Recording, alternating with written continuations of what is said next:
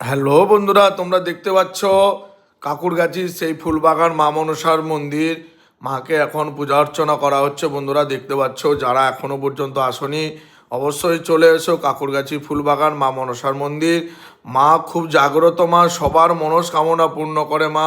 যারা এখনও আসনি অবশ্যই চলে এসো। যারা দূর থেকে এই ভিডিওটা দেখছো মোবাইল দেখে দেখে, অবশ্যই কিন্তু তোমরা মানসিক করতে পারো, কারণ অনেকে এরকম উপকৃত হয়েছে।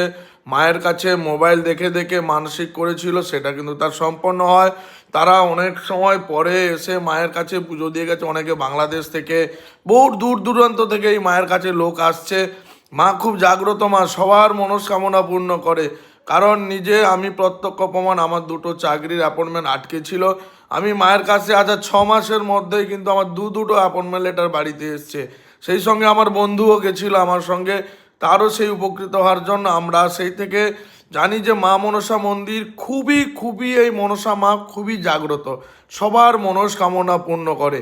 যারা এখনও এই মায়ের কাছে আসনি অবশ্যই চলে এসো। যারা দূর থেকে এই ভিডিওটি দেখছো মোবাইল দেখে দেখে মানসিক করতে পারো, মানসিক পূর্ণ হলে মায়ের কাছে এসে তোমরা পুজো দিয়ে যাও।